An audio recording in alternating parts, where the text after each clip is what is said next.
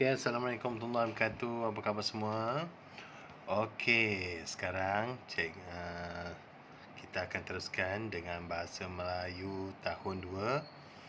Tajuk asal-usul nama baling Kedah.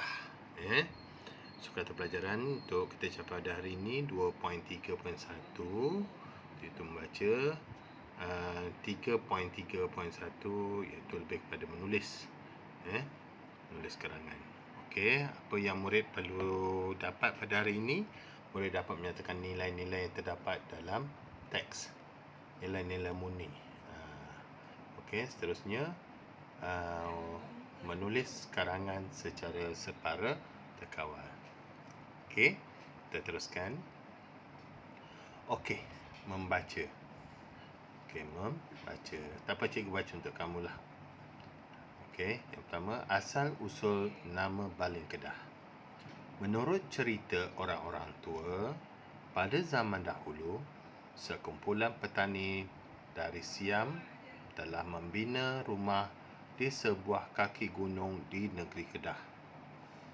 Tanah di kawasan tersebut sangat subur. Mereka bantu-membantu dengan mengusahakan ladang tanaman di situ. Mereka bekerja siang dan malam. Pelbagai pokok buah ditanam. Selepas beberapa tahun, pokok manggis, lansat dan cempedak berbuah dengan lebatnya. Tiba-tiba, sekawan kera datang lalu makan buah-buahan di ladang tersebut. Para petani berusaha dengan pelbagai cara untuk menghalau kera-kera itu. Namun, kera-kera itu tidak lari ke hutan yang berdekatan. Petani-petani itu telah bermesyuarat untuk menamai tempat itu Banling, yang bererti atau yang bermaksud kampung kera dalam bahasa Siam. Lama-kelamaan perkataan Banglin menjadi Baling. Okey, itu asal-usul nama baling Kedah. Okey. Seterusnya, ini untuk latihan 1. Menyatakan nilai. Menyatakan nilai murni yang terdapat pada petikan cerita. Okay, contohnya, ayat penyataan yang pertama, mereka bantu-membantu dengan mengusahakan ladang tanaman di situ. Nilai murni yang diberikan ialah bekerja sama. Okey, yang kedua, mereka bekerja siang dan malam. Apa nilai murni yang kita boleh berikan di sini? Dan ketiga, para petani berusaha dengan pelbagai cara untuk menghalau kera-kera itu. Apa nilai murni yang sesuai di situ?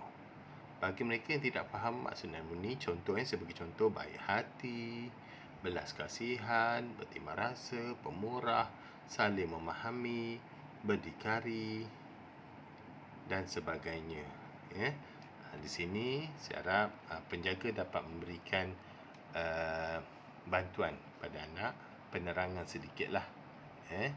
Anak, okey, kamu dikenaki membina jadual yang diberikan, penyataan dan nilai murni yang sesuai.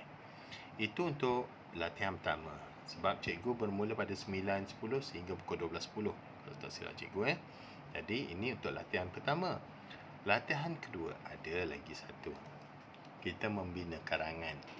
Jangan risau, mudah saja.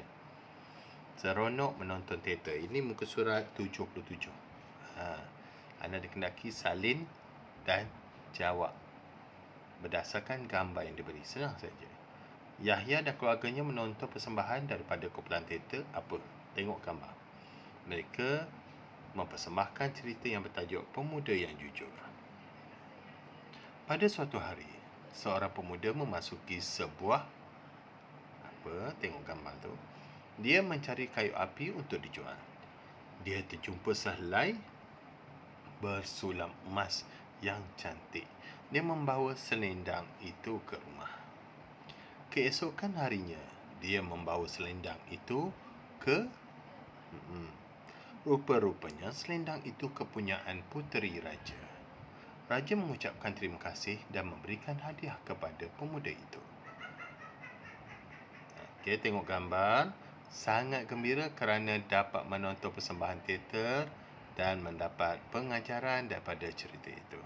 Itu saja untuk hari ini dan saya harapkan anak-anak murid cikgu berjaya menjawab kedua-dua latihan yang diberi dan menghantar pada cikgu seperti biasa.